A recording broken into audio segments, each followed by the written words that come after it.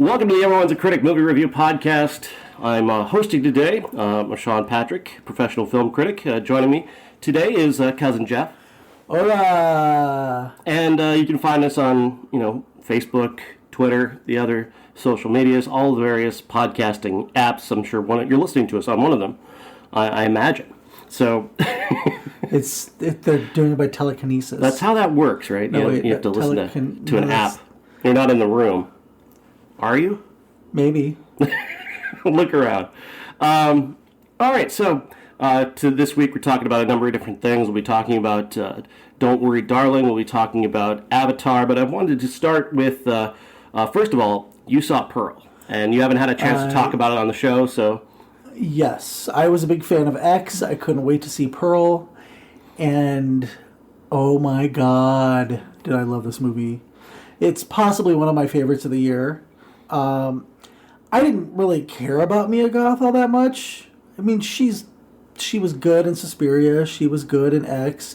But my god, it was like transcendent. She was so good in Pearl. I mean, just off the charts. That monologue is the best monologue of any actor this year. Well, and it, everybody's like, my friend Justin was like, "Oh, she gives this monologue towards the end, and it's right at the end. You really got to watch it." And the whole time she was doing it, I just kept sensing the danger coming out of her in waves that I don't think even she realized until the last minute. And I kept expecting her sister-in-law to get up, slowly back away, and Pearl wouldn't even notice. Yeah, I was kind of hoping for that. Like, they did such a great build on that. The suspense in that moment is absolutely perfect. And I didn't realize that she wouldn't have driven her home. I didn't realize she would have walked home with her. Yeah. So I was expecting her to get in the car, drive away. Spoiler alert, obviously, too. I didn't really expect that. I guess I didn't realize that her husband that she was married to in X was the same guy she was married to originally. I figured she would have, he found out he was killed in the war and ended up marrying this other guy. But so it killed me that when he came home and you see this look of horror on his face with all the corpses around the table, that he just accepted it. That was what blew me away. And then her credit sequence look, where she just goes from smiling and happy to crying to happy again to trying to keep the brave face on. Still smiling the whole time. Yeah, it was just chilling. I actually want to see it again, and I can't wait to just be able to watch that monologue over and over and over again. So, yeah, utterly brilliant, and just the choices that Ty West makes throughout are just he makes every smart decision in building and building and building and creating the idea that this person has a chance of escaping this, and then whether or not they do. Yeah, so good. The scene with the alligator and the dad, and I was just... Those little touches of menace early on are some of my favorite bits. Like, just the idea that she's taking a bath in front of her dad is so weird and strange and transgressive that makes it that exciting. And it's like it's an early communication. Like, you already know she's nuts. This is the same character from X. We're aware of all the things that are kind of with her, but for it to have taken hold this young, for her to understand her own power in that way, is fascinating and terrifying. Yeah, I highly, highly, highly recommend it. Like I said, I'm going to keep... I'll keep that monologue on loop like I do Florence Pugh's smile in Midsommar. Oh, yeah. They are more than equal. Absolutely. Now I can't wait to see them in a movie together. Oh, my God. There's another one in this trilogy coming. I can't wait. I don't know if it's still this year or next year, but I think it's probably next year. Probably, but they make these movies so quickly on such a small budget. Who knows? Well, they did Pearl right after X, so the footage was there to do the trailer that showed at the end of X, which I wish I had stayed for. I had no idea, But I kind of got the impression from some of the stuff I've read that this Maxine, which is a sequel, it's like a carryover from her character. In X, I have a feeling that they didn't really realize that this was going to be such a big hit, that X was going to be such a big hit, and they could do do the same with Pearl, and then have not being able to shoot it in New Zealand concurrently. I'm assuming that's going to probably be next year.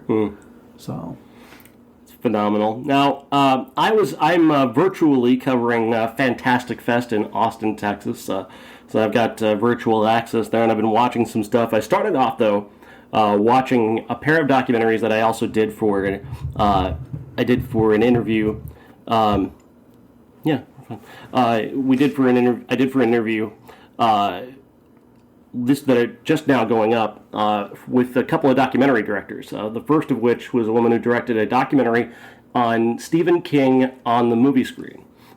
King on Screen is what it's called, and it opens with this series of scenes that are just it is more Stephen King references than any person has ever put into a single 3-minute span. Everything that happens in this span is a reference to something in a Stephen King book or movie. Interesting. Yeah. So then it goes into just kind of going behind the scenes and examining the various things about Stephen King on the big screen, and talking about all the movies that were made of it. Obviously, The Shining stands out. That story about he becomes sort of this vaunted figure for being willing to openly hate Stanley Kubrick, and people become like, I'm worried about approaching Stephen King to make to see if I can make a movie of his stuff. But then you realize that he's like this very charming, very giving, open guy who's really a great collaborator and not somebody you should be terrified of. Yeah. He's I mean, I've always loved Stephen King. I love him on Twitter. I love him, he's kind of reached that age where he's just like, fuck it, I'm going to say whatever I want to say. And instead of just through his storytelling, it's now just out there on Front Street. So I'm looking forward to that. It's a terrific documentary. Great stuff from Frank Darabont, who is a big part of the documentary and has a lot of things to say about Shawshank and the Green Mile, and you get to see a little bit of the Tom Hanks that you think Tom Hanks is. You get to see that and go, yep, that's the Tom Hanks I want to see. So Michael Clarke Duncan has never really worked very much at this point in his career when he does the Green Mile. He'd been recommended by Bruce Willis, who had never spoken to Frank Darabont before and never spoke to him again, but somehow got his phone number and recommended this guy for the role. But then he gets on set and he's doing a good job. But the thing that makes him so great in the several scenes that he has, Michael Clarke Duncan, is the fact that every time he's talking to Tom Hanks is actually there. He sits with him, and even though he's not in the screen, he's off screen. He's still giving him every inch, to the point where Frank Darabont's going, Tom, can you save something for when I do the switch around? Tom Hanks can probably handle the switch. That's just such a wonderful picture of who we all think Tom Hanks is, the most generous human being. Yeah. There are certain actors that will do that, and then there are people who they only show up when they have to shoot their scenes, and I think we all know who they are, and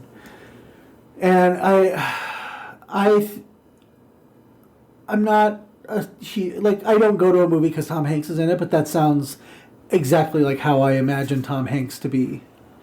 Yeah, I love that. There's a lot of stories like that in this movie about the people who made the movies with Stephen King and about Stephen King reacting to those movies.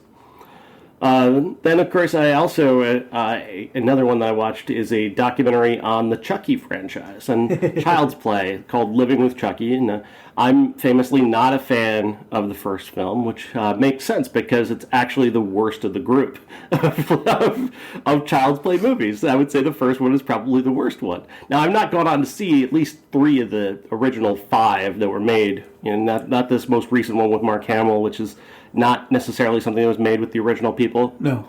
Don Mancini, it turns out, is like this amazing director who's, a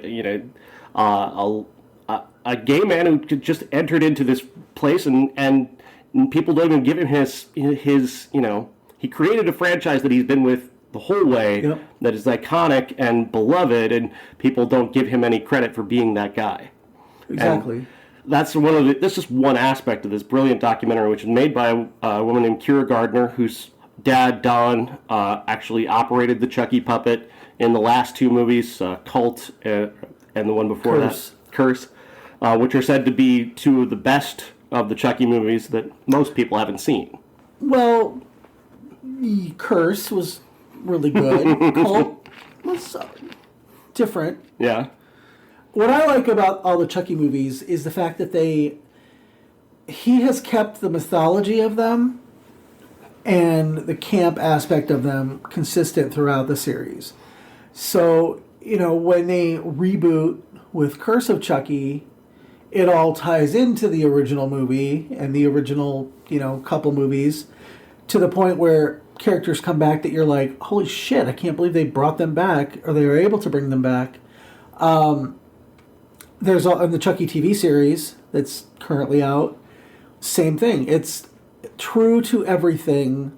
I'm assuming that in the new one, Glenn or Glenda from Seed of Chucky will be back. I don't know. Yes, but it's guaranteed. Yeah. okay. And that was the movie that everybody was kind of like, oh, what's going on here? But it's really funny and just completely out of left field crazy. And it's a rare. I mean, it's weird. It's a puppet, so it's weird to take it seriously. But they're taking a trans character in a movie seriously. Yeah. It's just kind of fascinating. And the big queer aspect of it that she goes into a lot in the documentary, she gives that a big highlight. How important that is. I thought that was really great, and she just does an amazing job with this documentary of placing Chucky into a place where I can respect it. Because again, I don't care for that original film at all. I like it but it's nowhere near the camp that started, encroaching, especially Bride of Chucky. That has such a queer sensibility to it. Jennifer Tilly is queer icon, obviously, but I just see that. What I love that he has stayed true to his vision for the entire series, and now with a TV series, where they did that reboot with, Aubrey Plaza. What were you thinking?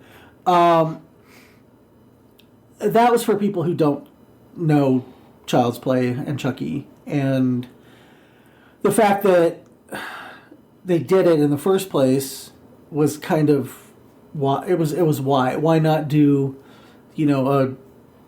a soft reboot or something like they did with Curse? Why not, add to the mythology as opposed to making your own completely different toy? Rights issues for the most part. I knew Don Mancini, as the creator, kind of had this in his pocket a little bit, and so they had to kind of change it enough and make it the same enough to, well, we own Child's Play, but you own Chucky. Yeah. It was just, it was pointless, and Aubrey Plaza was wasted. I don't remember anybody else in the movie except for Mark Hamill's voice, and even that was like, he's a brilliant voice actor, but it was just, I didn't care. Yeah. I watched it, I watched everything happening, and it was not my Chucky. NMC, hashtag not my Chucky. But the documentary is incredible. It's playing at Fantastic Fest this weekend, and a lot of people are going to get to see it, and hopefully get to see it further after that. She also just goes about making the whole thing seem very wholesome behind the scenes. Like, it's a family of people who've been doing this from the very beginning, and everybody has basically stayed that they could afford to keep. Then Fiona Dourif taking over from her dad and just being absolutely brilliant at it. Have you seen any of the Chucky series? No. She plays Charles Lee Ray as Brad Dourif, and it's insane how good she is. Like, I know that the material is not something that gets recognized. Obviously, Pearl, that's never going to get recognized for Academy Awards when it should. Her acting was to me was Emmy worthy. The way she took it over, just the whole thing was just brilliant. Yeah, she's great in the documentary as well, and they're all in it. Everybody who's part of Child's Play, Chucky, they're all in it, talking about it and talking about its place in history and their place. They're part of it and making the director part of it, and she bringing her into it because her dad is, operated Chucky. Nice. It's very cool. Yeah, I think all the Child's Play movies, with the exception of the reboot, are worth watching for different reasons. So, I think you should get on board with watching them. So then I got into Fantastic Fest proper, which is going actually onto their website and watching the films that I think 12 films they've assigned for me. One of which is called Life on the Farm. Have you ever heard of Life on the Farm? No. So there's this guy, his last name is Carson, and he became this sort of viral hit in the 80s, like all the way back in the 80s, passing around videotapes of himself at his farm. He loved making tapes of him hanging out at his farm with his cows and his mom, and it seems all kind of strange and wholesome. It's this old guy, and he's kind of charming. He's charismatic, and he's editing, and he's doing all these, he's making real, movies that he's giving to his family members and giving them out as Christmas gifts. And so, interesting stuff. Then they get fucking weird because, his mom dies, and his first instinct is to get the camera and go, and he's got these little paper captions that he's put on his mom. Mom, Myrtle Carson, passed away today, and this is her corpse right here. Oh, Jesus. This is Mom saying goodbye to the cows.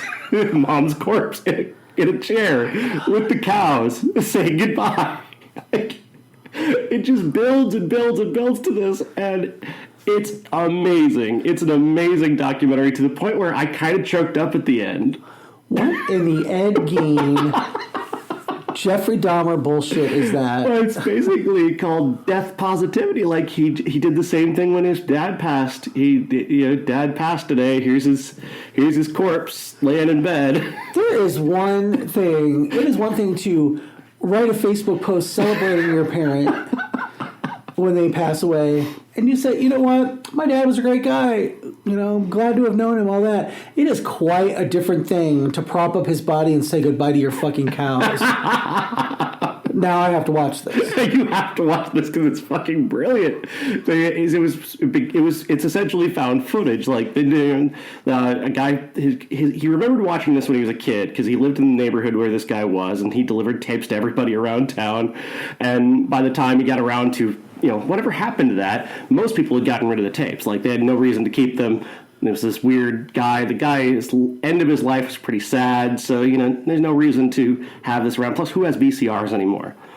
But they find it. Somebody found it and put it on YouTube, just a pieces of it. And he finds he's got this whole big tape of it and builds an entire documentary around it. He's talking to, the found footage people who love the VHS found footage, which is something I love to do. I would love to do that. If I had a VCR that could work, I would totally go looking for just weird ass shit. Oh, you can find them at garage sales. There's always VCRs at garage sales, and as well as every Disney videotape you've ever wanted to own. Everybody's trying to sell them right now. Go get yourself a VCR. Yeah, it's incredible. It's an incredible documentary, and like I said, I actually got teary-eyed at the end. It's kind of beautiful. It sounds chilling. It does, and it kind of is in a way. But there's a scene where he's talking about all these cats that live on his farm. He's got a bunch of cats, and he loves all his cats. He's given all of his cats names, and he's got this whole setup in his living room. That's his. He's got his camera set up with a roaring fire, and he doesn't usually have a chair here, but today he's got a chair here, and there's a cat laying on the chair. Looks like it's sleeping. No, it's dead. It's dead. It's dead. And he picks it up and says, "He's dead today." Oh my God. So I went to high school with somebody who I could absolutely 100% picture doing this if he didn't have siblings who would stop him. Yeah. It's very sad because he didn't get to do it for his brother Frank because his brother Frank died in the hospital, so he couldn't put him on camera, but I think he did get a still photo of his dead body. Oh my God. It's death positivity. Yeah, again,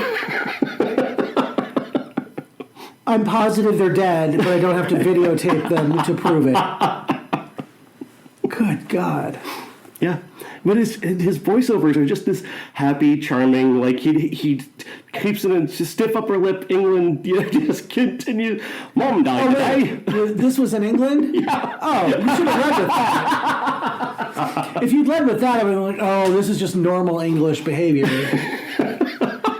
I mean, look how long they carted around this dead queen for 2 weeks.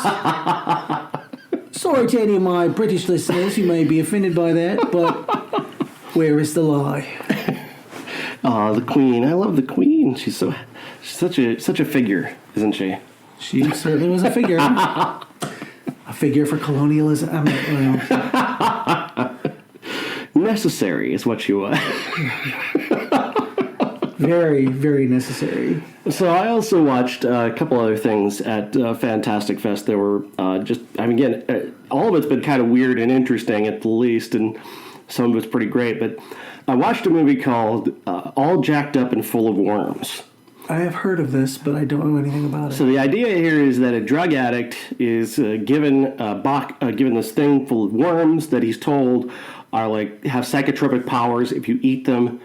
And there's a serial killer who's just murdering people and ripping out their guts while he's eating worms. And he and his girlfriend are just chowing down on worms and cutting people open and ripping out their intestines. And all very inventive, all very gory. I'm not sure what the point of it is. I guess the gore itself is kind of the point. I mean, it just kind of goes on like that. Very big trippy sequences of people eating worms. And then people being disemboweled.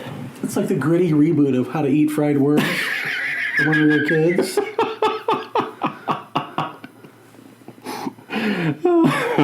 Yeah, pretty much. Okay, that's what I thought. It's obviously what it sounds like. Great title. I mean, it's an eye-catching title. That's why I had to watch it first.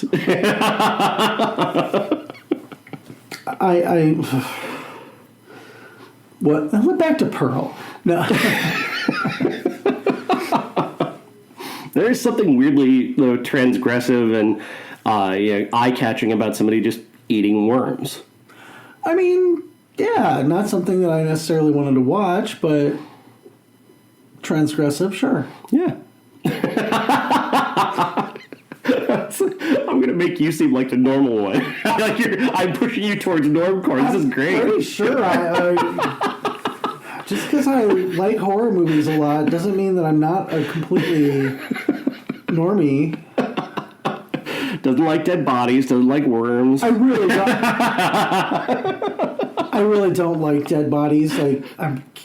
Very few people I know do. Yeah. That I know people that do should kind of scare you. Scares me a little bit. I finished the Dahmer miniseries on Netflix today, and there are parts of it that are very graphic, but it's also very well done. But it got me to thinking, I'm like, how do you get to the place where you really have skulls and you're eating biceps and all this stuff? How do you get to that place? I am not that person, although everybody thought I was going to be that person when I was a teenager. Fun fact, for psychology class in high school, we were supposed to do a report on some abnormal psychology thing. I chose John Wayne Gacy, and I went to the library and I got a book called Buried Dreams, which I've read as an adult as well. And after plagiarizing half of that for my psychology report, just kidding, I would never do something like that in high school. I took it back to I renewed it at the library, took it back, and the librarian told me she thought I was weird, and then she started telling people that I was going to probably be a serial killer someday because I liked this book so much I kept it out past the 2 weeks. Well, my parents didn't really like hearing this secondhand, so they went after her and said it was for a psychology report, and I never lived that down, though. There were people who thought I was going to become a serial killer. Little do they know, I can't even stand the sight of my own blood. most of the time. I think the story that fascinates me the most is it Arwen Meiwes, the German guy? He went on a cannibal forum, and he saw people who would like to be eaten. Oh, yeah. Okay, I didn't know his name, but yeah, I know who you're... Armin Meiwes, yeah. He posted on a forum about how he would like somebody to volunteer to be eaten, and somebody did. And it created this situation in Germany where they're like, well, the guy did volunteer. Like, is this really murder? Well, he bit his penis off and let him bleed to death in his bathtub. Well, yeah, I mean... Did you see the movie Fresh? It sounds Sebastian Stan? Oh, no. Oh, okay. It was actually very inventive and very fun, but the premise of it has to do with cannibalism. And people still being able to technically live if part of them was eaten is into that. So, I mean, to each their own. But I'm just fascinated by the day-to-day life, though, of like, he cuts up the body, he puts it into like plastic boxes and puts it in the fridge and pulls it out, the next day for like, I'm gonna take a piece of thigh to work. Yeah. Yeah, I mean, well, you know that cannibals call humans long pig. I did not know that. Now you do. Now you do. Yeah. What were we talking about here? I don't know. Who cares? Talking about Don't Worry, Darling. Oh, yeah. Don't Worry, Darling stars Florence Pugh, directed by Olivia Wilde, and is set in a sort of 50s satire world where everything is perfectly manicured, perfect lawns, perfect rows of homes. Very Eisenhower 50s in terms of like the way people want to remember it, not as it actually was. Into this are Florence Pugh and as Alice, of course, because you have to name this character Alice given what the story is, and her husband Jack, played by Harry Styles. And basically, if you're going to create a perfect simulacrum, obviously somebody is going to be the character who starts to see things to fall apart. And that's where Alice comes in, where she has an encounter with a former friend played by Kiki Lane, who kind of opens her eyes to not everything's perfect here. I thought everything was supposed to be perfect here. And that's such a great idea right off the bat, just the way that kind of creation, the way you create like this perfect scenario, this perfect society. How does anybody know? How would you know something was perfect if it was perfect all the time?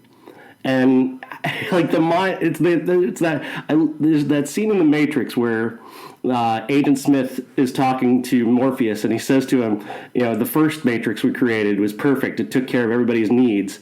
And everybody went insane within months. Because if everything's perfect, how does the mind your imagination just start to go looking for something to do, Well, I mean, it makes there's no highs or lows. Yeah. There's just... There's no win without loss. Yeah. There's no, that you have to have good and evil. It has to exist. If you create perfection, it just doesn't work. Participation trophy of life. You lived great. That idea is great and it's set up well, but they don't follow through on that, and they don't follow through on a lot of ideas in this movie, unfortunately. The idea, I guess, overall is to kind of take on, according to what Olivia Wilde has said, and I don't think this is well communicated in the movie, that there's a character played by Chris Pine. He's named Frank. He's the controller of this place they call Victory, and he operates the Victory Project, which is the company that all the men work for. And he is essentially supposed to be Jordan Peterson. I'm sorry. Uncontrollable gag reflex. Whenever you hear Jordan Peterson or you hear somebody trying to do something with Jordan Peterson. Just him. I mean, he's just such, oh God. He's a victim. And, it's like liberals are snowflakes until you say, oh, a woman should get paid what a man gets paid. And then they have a fucking meltdown. And that's Jordan Peterson. He cries about everything, but he wants to be an alpha. Dude. Anyway, Chris Pine. He's a grifter. Peterson is a totally. grifter. He doesn't believe half of the things that he says. He found himself a comfortable niche that can make him some money, and that's really what he is.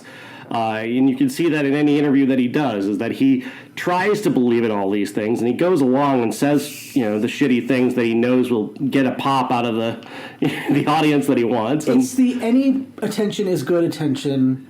exactly. And that's why the Chris Pine thing doesn't work. Because essentially what Chris Pine is playing in Don't Worry Darling is who Jordan Peterson thinks that he is and the society that he thinks he can create, or the people who like Jordan Peterson. He doesn't have that. But like the people who like Jordan Peterson think that he can take us back to this. Yeah. This level of perfection where women are home every day doing, you know, when I come home, my wife greets me at the door with a martini in one hand and on her knees with a blowjob. Like, that's the life that Jordan Peterson's going to lead us back to. And this movie provides a character who is that Jordan Peterson, who is doing exactly that thing. And it's like, no, that's not a satire. You're giving him a blowjob. Like, he's played by Chris fucking Pine. Like, that's how Jordan Peterson, if he were a real person who believed what he believed, that's how he'd like to see himself, is Chris Pine.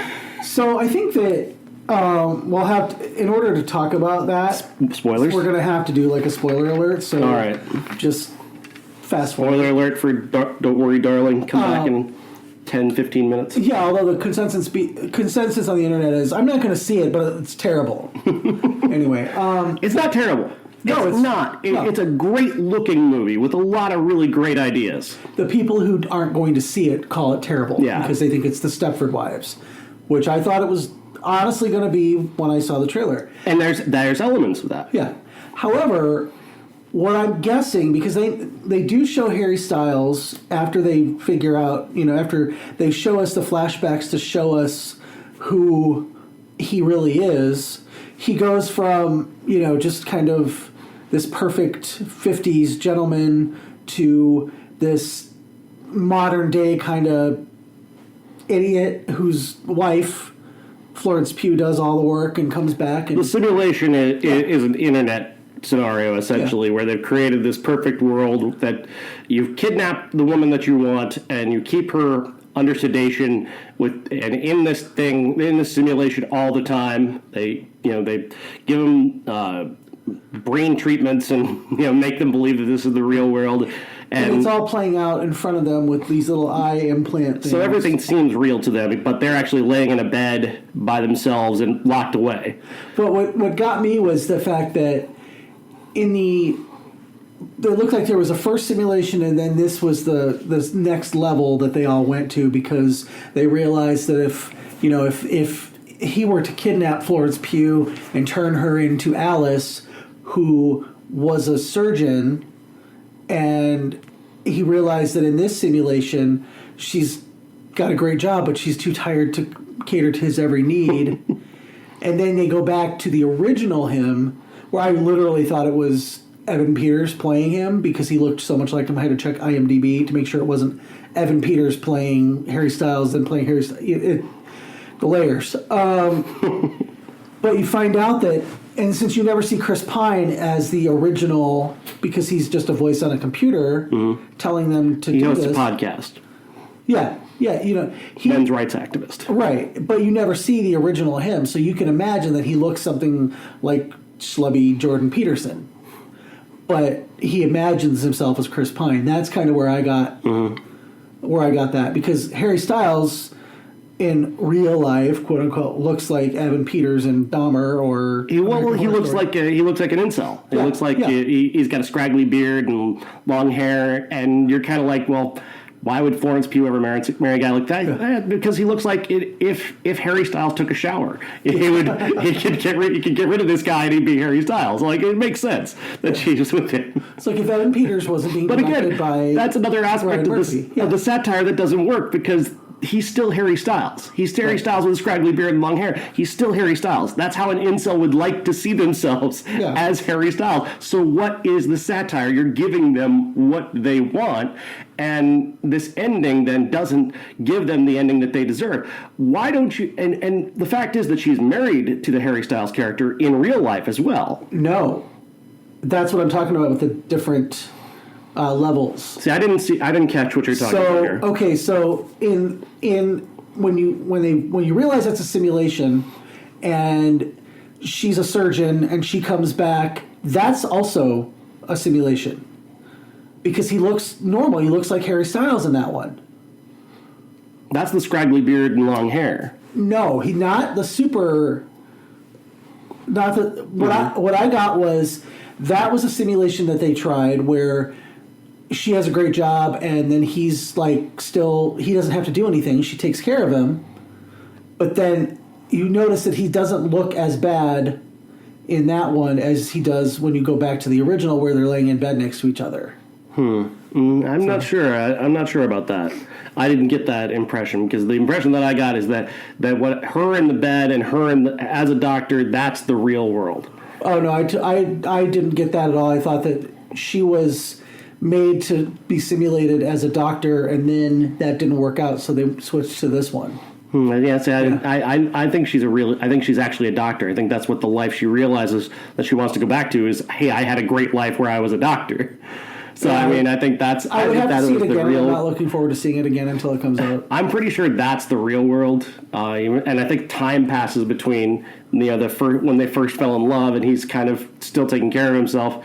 He starts listening to the podcast and becoming obsessed and staying home, and becomes more and more depressed about her not having time for him and catering to all his needs while he's listening to this men's rights podcast all the time. That's the real world, and the time progression is why he starts to look kind of run down. And okay, I think it was a mistake in the editing. Oh yeah, because again, there's a lot of mistakes here that don't get to it. What the biggest mistake is the ending. That's arguably the biggest mistake because they don't resolve that. They don't resolve the ending. They don't take her back to the real world. We don't actually ever see her, we hear her in the real world. We hear her coming to. Mm-hmm. It seems like she might be dying, or she might die in this life, and then when "Don't Worry, Baby" or "Don't Worry, Darling," sorry, it should be called "Don't Worry, Baby."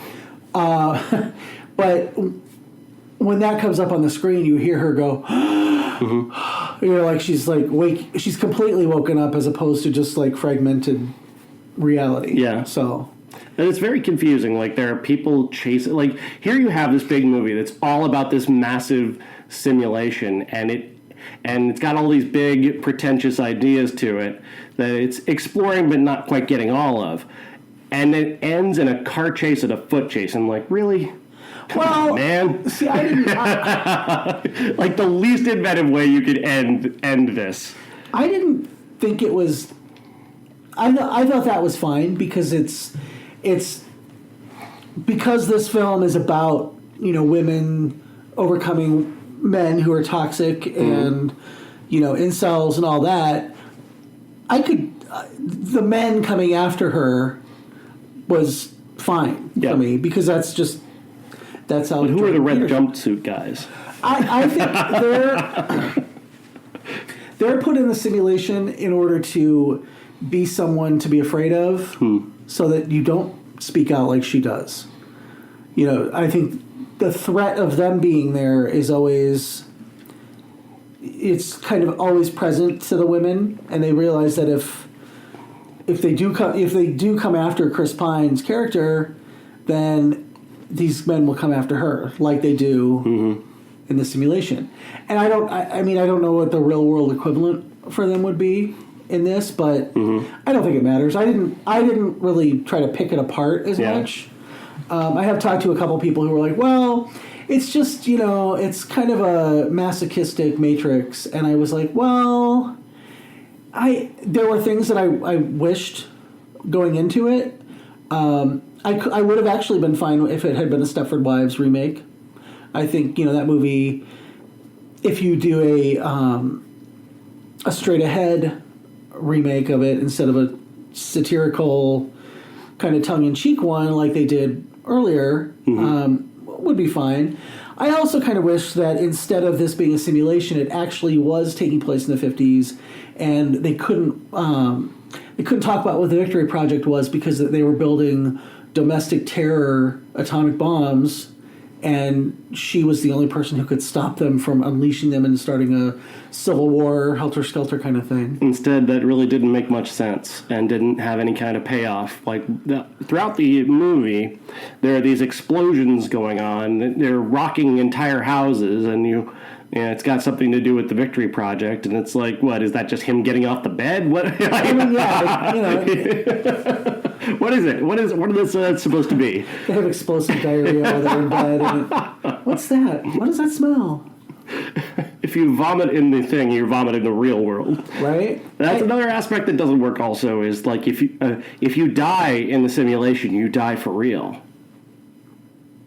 But she doesn't, or the men do, but the women don't. Again, a lot of half-finished ideas here. Right. I think it did have some really good ideas, but the execution of it wasn't what I wanted necessarily. I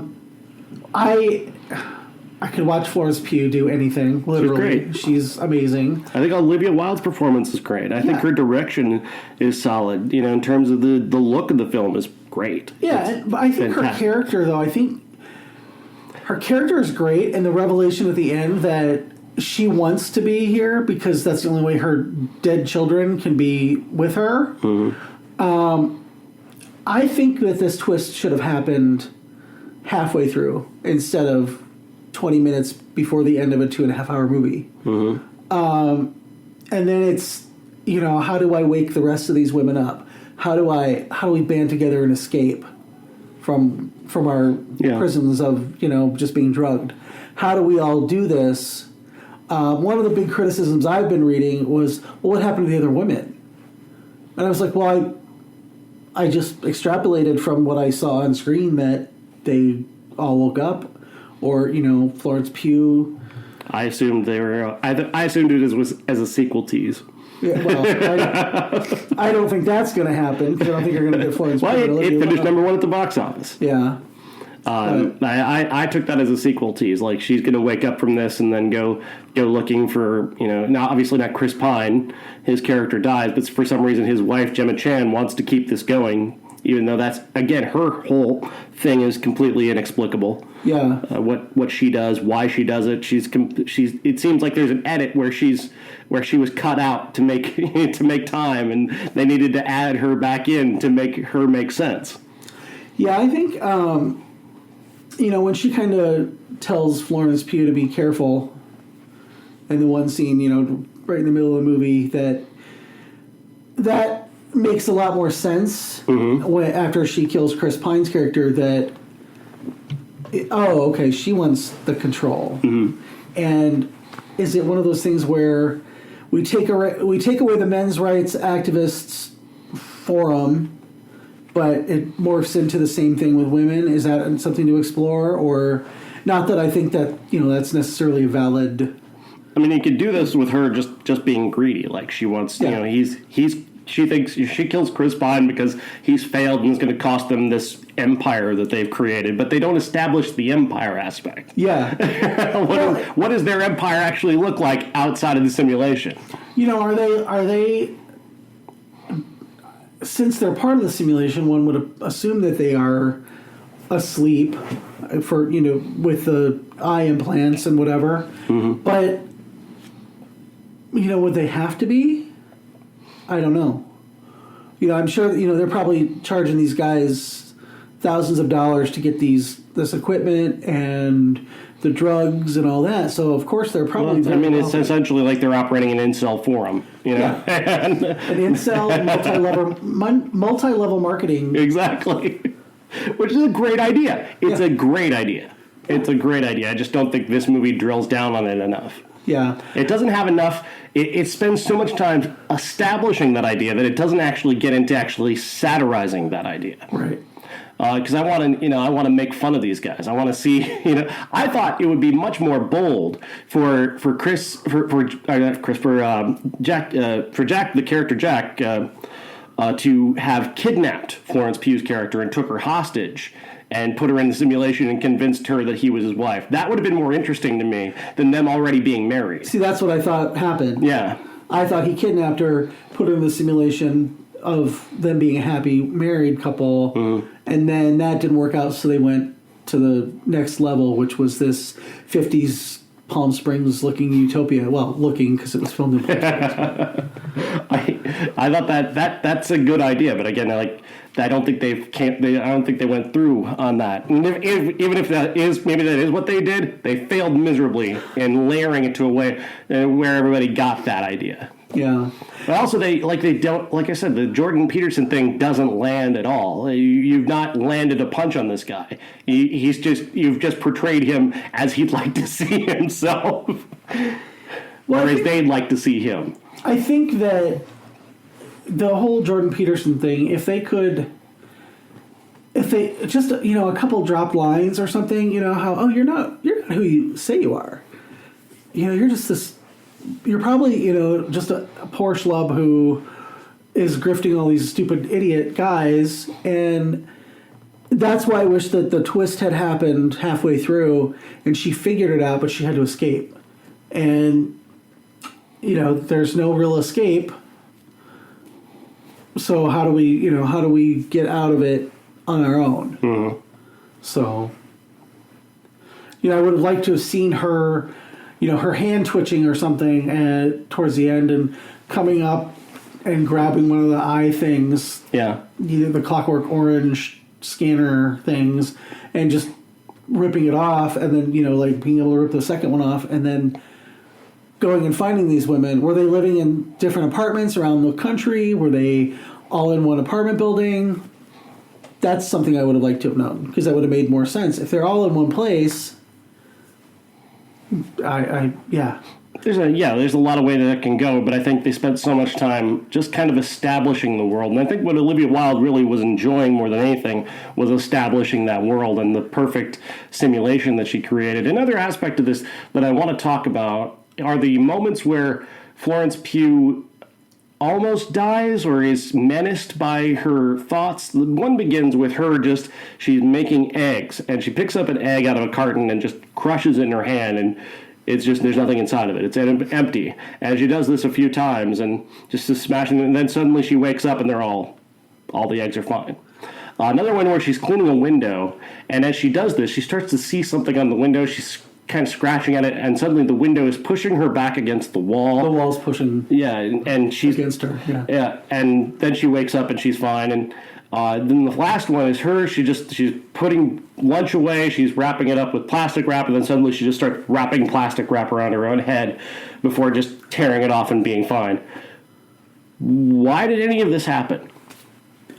Well, I mean, if you're likening it to the Matrix, it's a glitch. It's one of those things where we know, based on the fact that she saw Margaret kill herself, we know that because Margaret keeps coming to her in visions, that she's our character who's going to see through everything. But I think it's just kind of moments of, wakefulness, where she's supposed to, in her mind, being drugged and with this scanner, she's supposed to be preparing the perfect breakfast. So she's cracking eggs, but then... because of the fact that it's a simulation, she cracks it and nothing is inside me. It's kind of like there's nothing inside her. And I think that's kind of the way I took it was she's just, this is kind of a shell like she is with nothing inside of it. And why isn't there anything inside of it? Well, why am I an empty vessel now? Also, was he going down on her while she was asleep?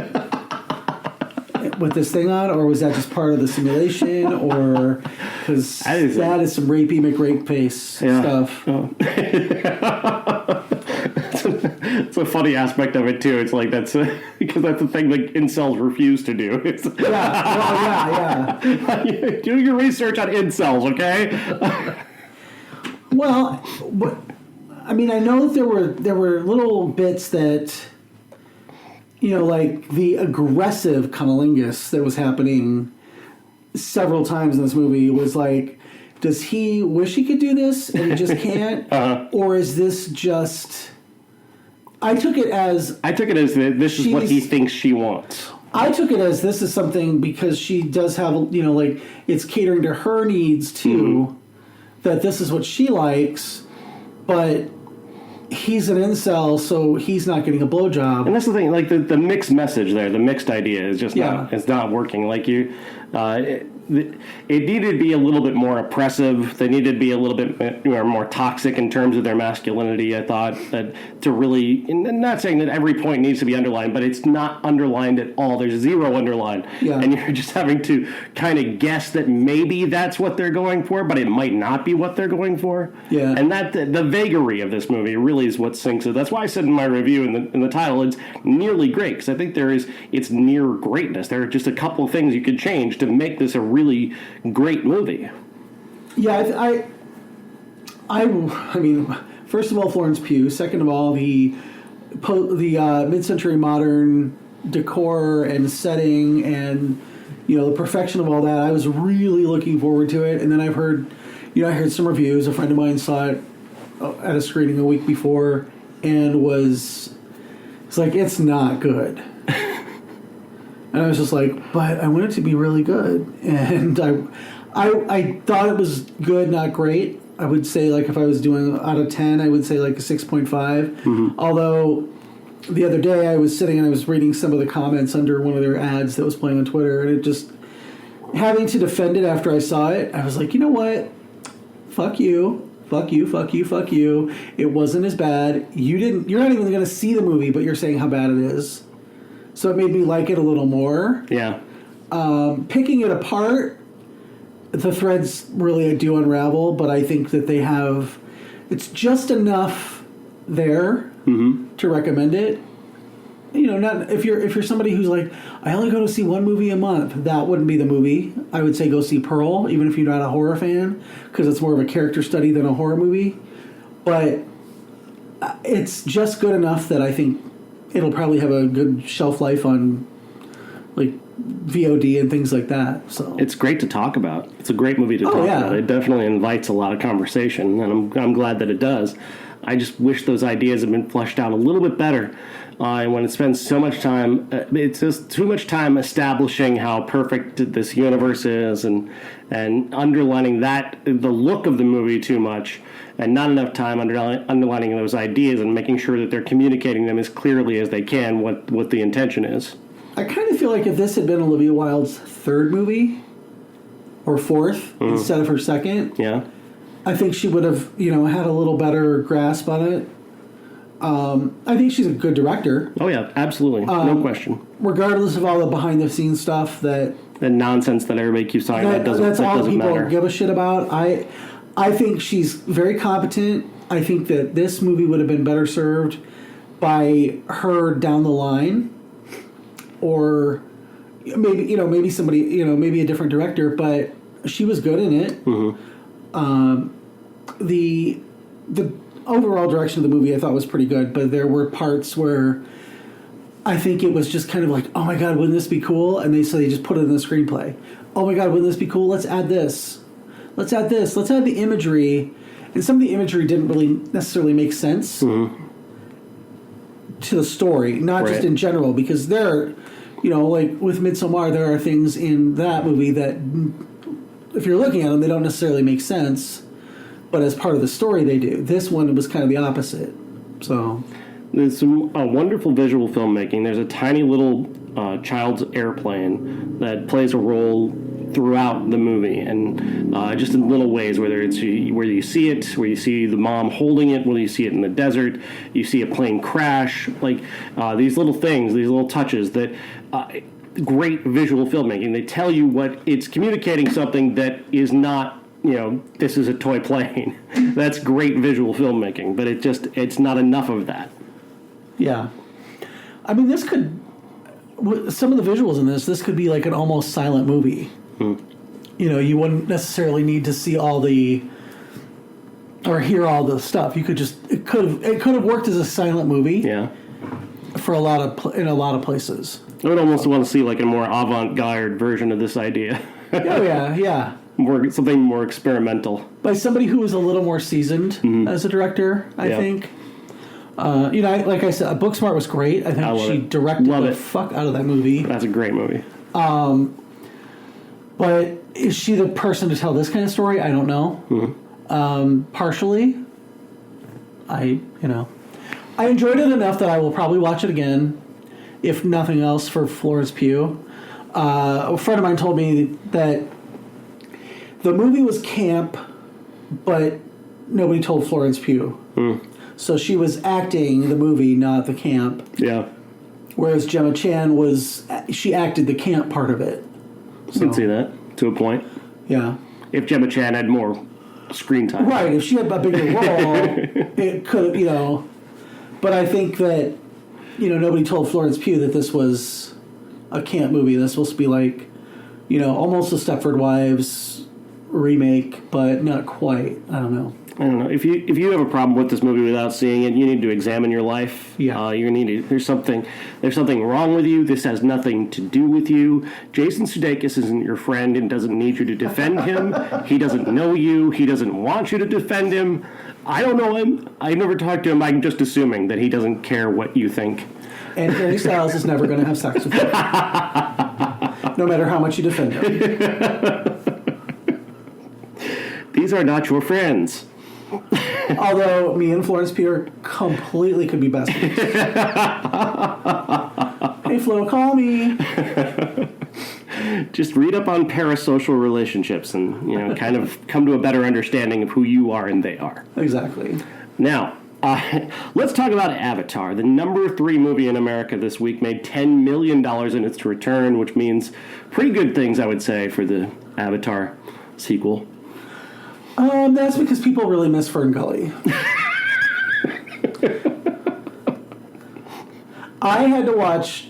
So, years ago, when I lived in New York, I worked at Best Buy, and I worked in their Magnolia section where all the high-end TVs with all the great colors and sound and everything are. And we had to have Avatar on repeat all day long, every day of the week. I got so sick of Avatar that I swore to God I was never going to see it again. I was never going to see the sequels. They gave us copies, and I have it on my Vudu right now, but I couldn't tell you if I've ever watched it since they gave it to us because of the fact that I had to watch the same scene over and over and over and over and over and over. Is it where he plugs his hair into the flying horse? Yes, it is. Why that idea? Why settle on the idea that they have a long braid of hair and they have to put that inside their horse in order to fly it? Because why is that an idea? Everything in the universe works together, Sean.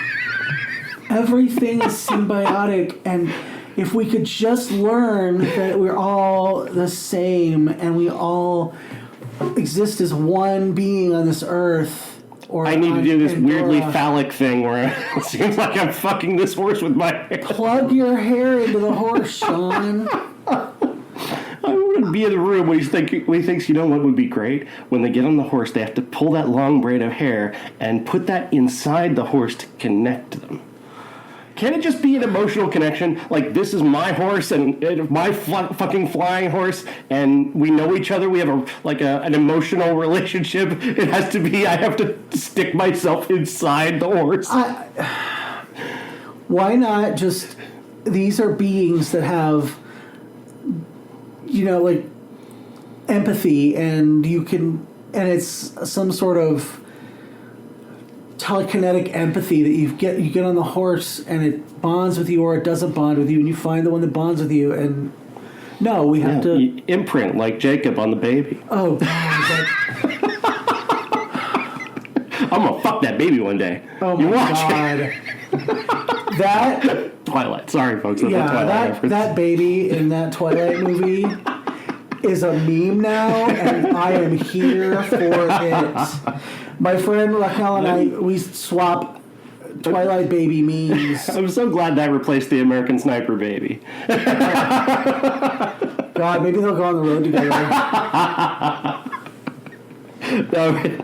Yes, man. Back to Avatar, because it's hard to concentrate on Avatar. Yes. The dumbest idea of the whole movie, and I'm not going to bother recapping the plot of Avatar. If you haven't seen Avatar, why bother? It's the biggest movie of all time. It was the biggest movie of all time. It's not anymore. But the dumbest idea in the whole movie. And why nobody calls James Cameron on this. bothers me to no end. Unobtainium.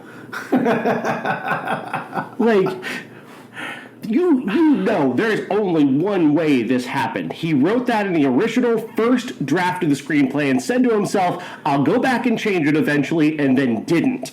Totally forgot about it. And he gets on set that day, he's like, unobtainium. Oh shit, we can't change it now. Well, I've already learned all my lines, Jim. I don't know what you want me to say. I'm going to say unobtainium. It's just going to come out.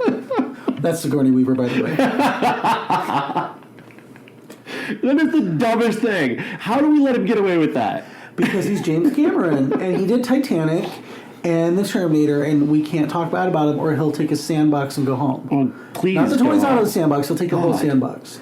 Go home. I don't need James Cameron at all. He is worse than Robert Zemeckis in that idea that I don't need actors. I don't need them. Fuck them. I don't need actual human beings. I can just play with my toys. No. Human beings are why we watch movies. Other people, things that we connect to on an emotional level, that's why we watch movies. It can be an animated person, but it has to be something that we can emotionally connect to. Yeah. It has a voice and whatnot. Like, You didn't in The Terminator, you didn't, like, sympathize with Kyle Reese. You sympathized with Sarah Connor. Yeah. Because she was a real person. Exactly. She didn't come from the future. She was just a waitress. On top of which, I love the idea of doing something in honor of Native Americans in a way that tries to sneak it past the people who would be obviously racist towards that, because that's what this is. It's a Trojan horse way of honoring like the ideas of Native Americans, but it's also so condescending to the idea of who Native Americans are that it comes around and becomes insulting. If you were too racist to like Dances with Wolves, have I got the movie for you? Blue aliens? What the hell is with the blue alien? I can't think of a word I want to call them. Well, is that what the blue line on my flag means? Sorry. Oh my. Yeah. Yeah, it's like I say, it goes so far the other direction to come around and become condescending and insulting to who they are. I'll take all of your philosophy and make it, into something mainstream and saleable. yeah, and I mean, What I think is your philosophy, what people have told me your philosophy is. right. I think that James Cameron has all these big ideas, and some of them are much better than others. Coming up with the Terminator, I mean, that's a brilliant idea. In most hands, it's not, but it's a brilliant idea. I came from the future to save you in the past from the killer who's come to kill you in the past. This is just, I get that it was 3D, and that was like the kickoff to the last 3D craze. I get that it was visually stunning. It's a great cartoon. The Stephen Lang's character is just so Snidely Whiplash. He's just like One note. Just if one he note. had a mustache. Why doesn't he have a mustache to twirl? Why isn't he like tying what's her face down to the tracks? Because they don't have tracks on Pandora. But is that's the kind of character he is, and it's just so one note. It's all first draft. First draft characters. These are all first draft characters. I can only write the first draft because it's going to take me 3 years to make this goddamn movie. It's the technology. That's all he cares about. That's really all he cares about. That and base and very base liberalism. That's it. Just like the basis of liberalism, like the whole tree, the 9/11 tree. They've got to protect the 9/11 tree. But this time, the white guys are the terrorists trying to tear it down. Well, yeah. But it was their fault that it got attacked in the first place. It's very muddled. It's muddled. The whole thing is very muddled. It's like you could make an argument for anti-colonialism or colonialism. You just show somebody Avatar, and they'll kind of It will reinforce every idea that they think you have. Yeah. I don't know. It's unobtainium is the thing that the Americans, the white people, are there to get to take from the planet, and they want to not let us not take that because violating the land. Yeah. And that part about it also how it might kill everybody. That might be a part of why. I know it's basic Native American spiritualism that you're doing, but the reality is it was probably just the thing that's going to pull all that out of the ground and destroy Pandora. Right. Which might be a better idea to get across, but that would require being directly liberal as opposed to I'm kind of liberal. Yeah.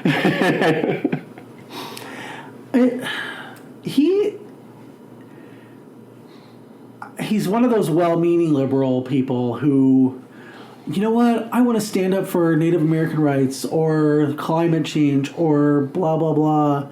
Let me put it all in one movie about elongated Smurfs who, mated with tigers.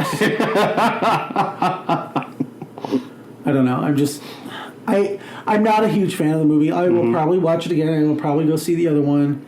I will wait till I have a credit at Cinemark. But it was a perfectly fine one-off. We don't need sequels, but being James Cameron, he's got to have sequels. Yeah. I am not looking forward to this at all. This next 3 years or whatever it's going to be of just these Avatar movies. I'm just not looking forward to it. Assuming this next one is all underwater, because I don't know. Now they're going to fight for the Titanic that sank. It's good to know that the technology that the Americans created is fully functional with a penis and everything, and semen. They went as far as creating the ability to put forward semen, apparently, because he has a child in this movie, the Sam Worthington character, and the other lady, I can't remember her name right now. They have a baby together in this new sequel, and it's like, but he's not real. He's not real. Also, it's kind of a human-looking baby, so maybe somehow his real penis is don't make me think like this, James Cameron. Don't make me ask these questions. You're making me ask these questions. What? I mean, I'm at a loss for words because if the answer to the question is, well, just don't think about it, then you've done a bad movie. You've made a bad story. Well, that's what, some people with Don't Worry Darling are saying, well, if you don't think about it, you just watch it. I want to think about it. That's where I'm going to pick these threads to imagine a better movie. I don't know why it's one of those things where like you said, first draft, you fall in love with your characters in the first draft and you can't imagine that nobody else will love them exactly as they are, so you just go ahead and make a whole trilogy, 4, 7 movies, however many he's making with these characters, and don't think about anything past the surface.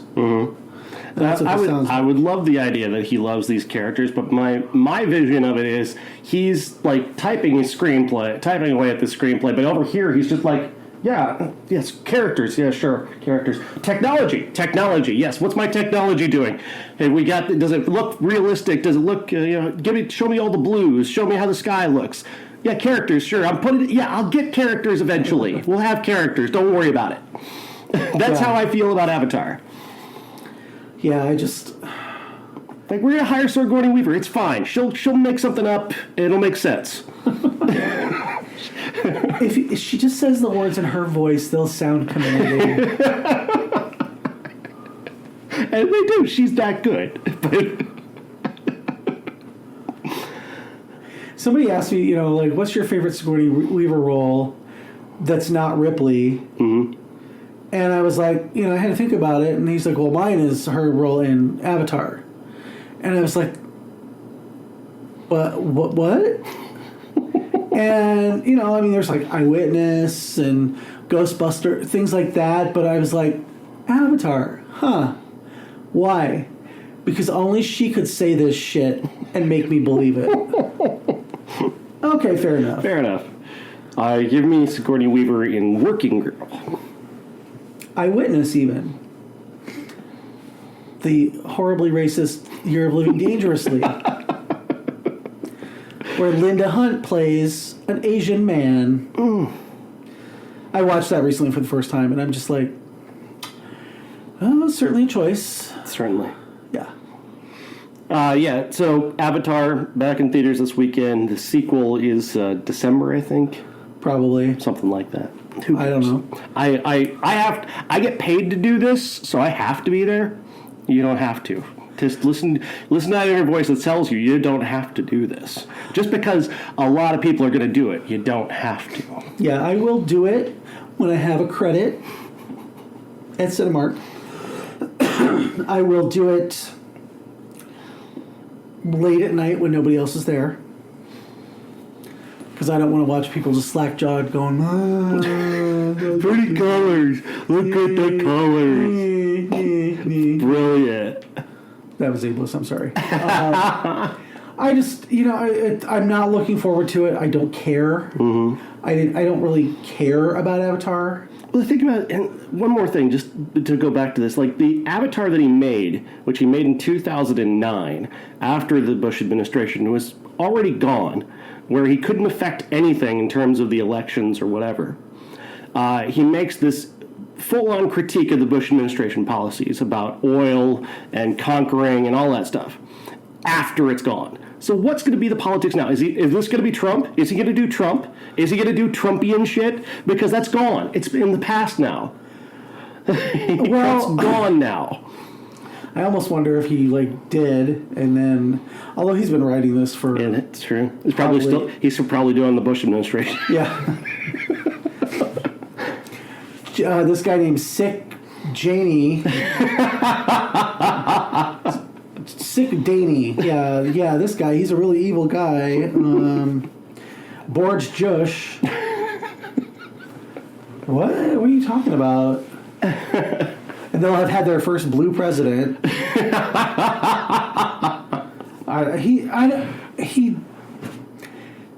He's not exactly subtle. No. Unobtainium tells us all we need to know about that. Yeah, and if they say that word in this new one, They don't have a choice. I'm going to laugh my ass off. It's canon now. I wish I had a cannon. Aimed at James Cameron's house. No, in his computer. And every computer, I want to be like Linda Hamilton in Terminator 2. And he's sitting in his computer writing like Miles Dyson, and I snipe that computer. Not even him. He can stay. I'm not, fine. I'm not threatening violence against him. Just his computer. Burn down his cloud. Right? Hack his cloud and just have him release Dances with Wolves again, and people are like, "What are you doing?" He's like, "No, it's supposed to be Avatar, you guys." Why is it Fern Gully and scenes from Fern Gully interspersed with Dances with Wolves? Well, yeah, can't you see it's Avatar? Oh my god. Yeah. Final movie is a movie called Moon Age Daydream, and this is a documentary about the life of David Bowie. And I've watched this 3 times now. I love David Bowie. I think he's just absolutely genius. And what Brett Morgan, the director, has done with this is create this not merely a documentary, but like an experience of the life of Bowie. It kind of reminded me weirdly, and this is a very tangential, strange sort of comparison, but like Rocket Man, what they did with Elton John's life, where they essentially portray it as this is how Elton kind of remembers his life through the haze of memory and drugs and all that. Like, that's how he kind of remembers his life. This is kind of like how you might remember Bowie's life in a dream. It's just, if you had to draw David Bowie from memory, like this is you kind of come away with this. It's genius. It starts, in the just before Ziggy Stardust, and then takes you through that, and it's just playing songs, and then you've got narration from Bowie that he did himself, not for this, but for other projects or from interviews that he conducted over the years that he archived himself. This is the first documentary to actually get the approval of the Bowie estate and to use all of Bowie's own stuff that he created, most of which has never been seen. His own concert footage that he kept and was going to do something with eventually but never did is now in this movie, which makes it just that much more amazing. Like, there are versions of live versions of these songs that just sound like nothing you've ever heard before because you haven't heard them before. It's incredible. And I just cannot get enough of this movie. This is like my second best movie of the year, right behind Everything Everywhere. Nice. What do you think of Bowie? I'm a huge Bowie fan. I always have been. When I was a kid, the first Bowie that I really knew was Thin White Duke, Let's Dance, and Modern Love, and all that.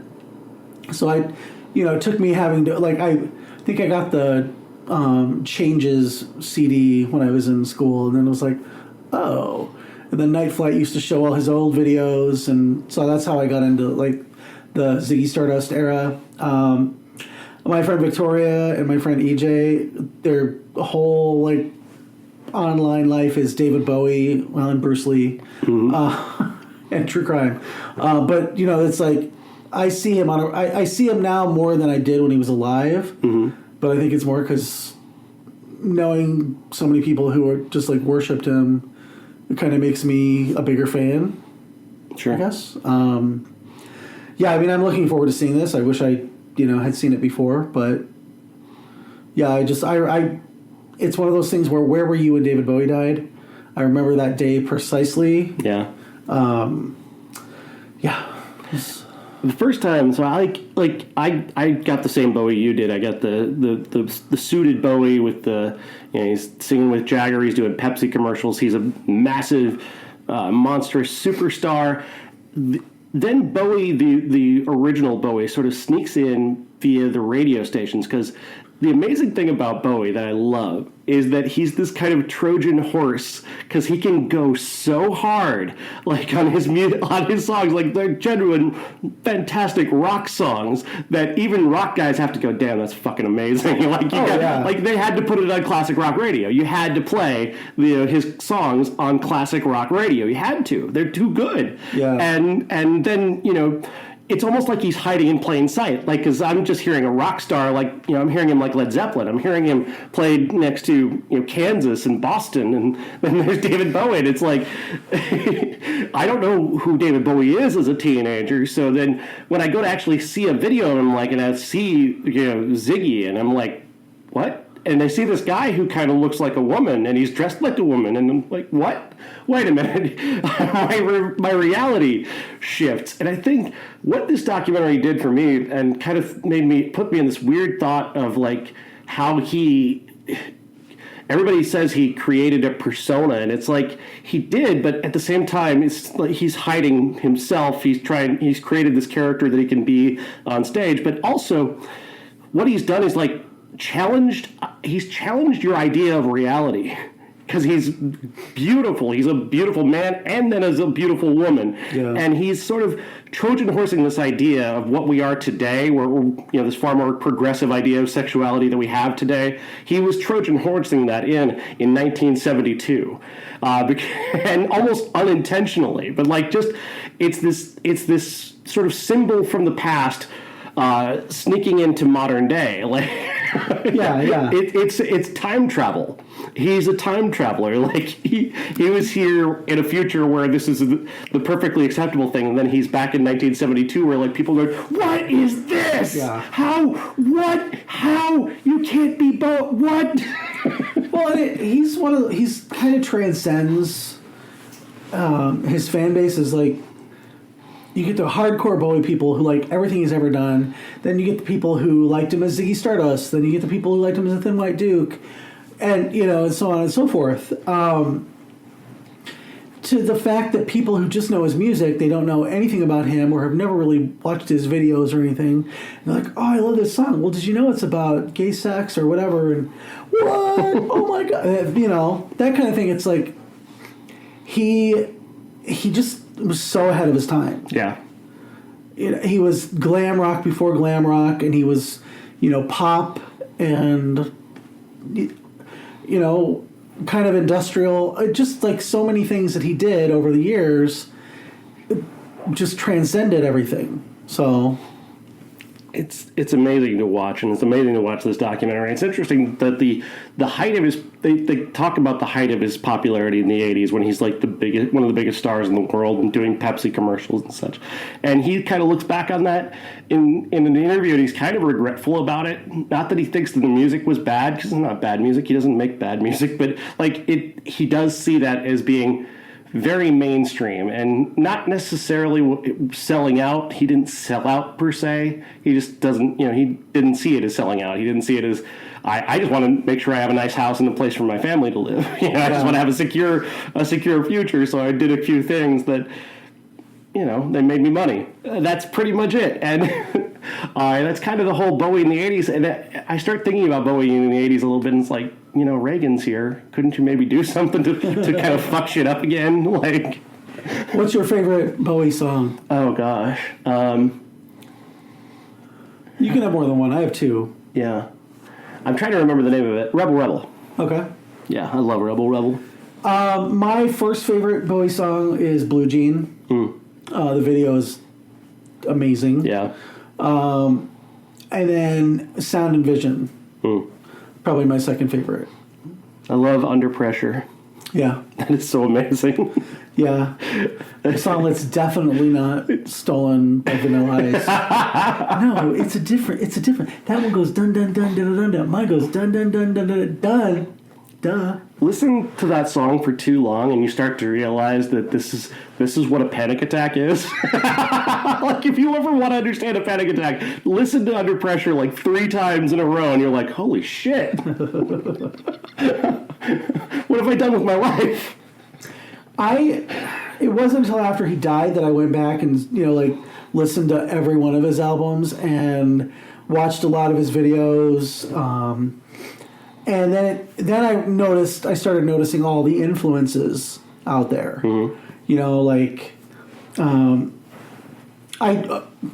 American Horror Story Freak Show. I had no idea that Jessica Lange was singing Life on Mars with a German accent. Oof. It's actually a very, very good version of it. I really love it. She also sings a Lana Del Rey song, which is the only way I can listen to Lana Del Rey is when other people are singing her music.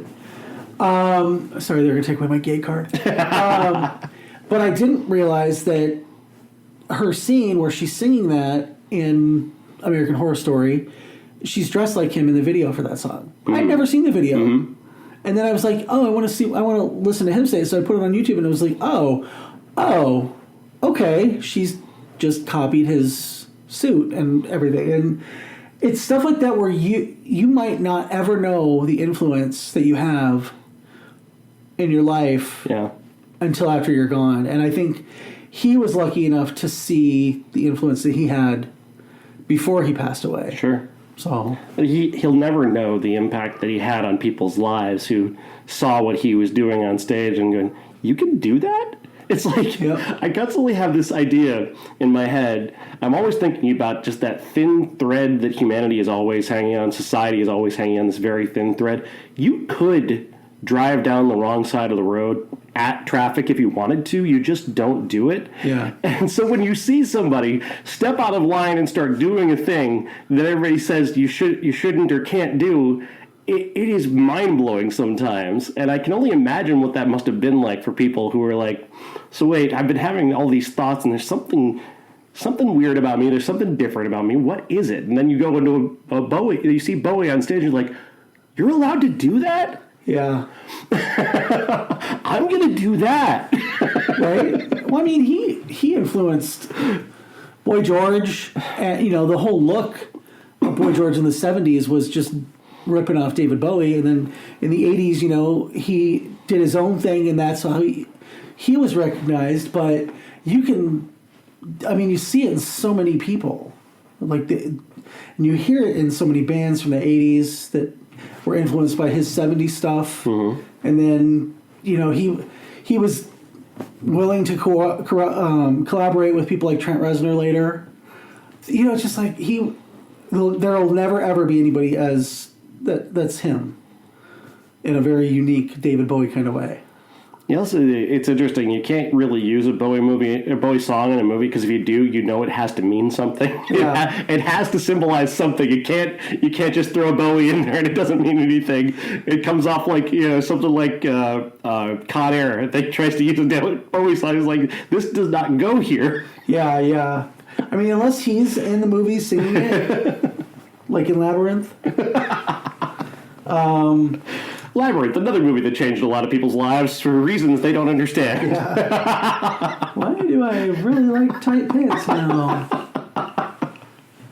I saw somebody on Twitter, their display name was David Bowie's bulge in Labyrinth. And I'm like, I don't think I've ever seen that movie, and I watched it, I was like, holy shit. This is a children's movie? Right? Yeah. So, yeah, I'm really looking forward to seeing that. When I first heard about it, I was like, is this a biopic? Or please don't be a biopic. It's a documentary, but it's unlike any documentary you've ever seen. Good to know. Yeah. I'll have to check it out. It's in theaters now. I will have to check it out. It's playing at our local IMAX. Oh. It was filmed for IMAX. Oh, that means I have to sit in those shitty chairs. What? If you're going to charge $45 a ticket for IMAX, I know I'm exaggerating.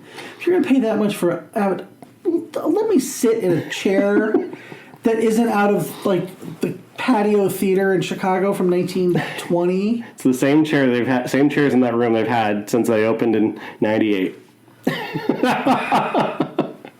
Yeah, and I feel every single one of those years when I sit in that chair. That's why I haven't gone to see an IMAX movie since the last time. I don't even remember what I saw. But it wasn't worth it. It wasn't worth sitting in those chairs. Maybe they'll bring it back for Cinemark XD. Who knows? We'll see. So. All right. Thank you very much.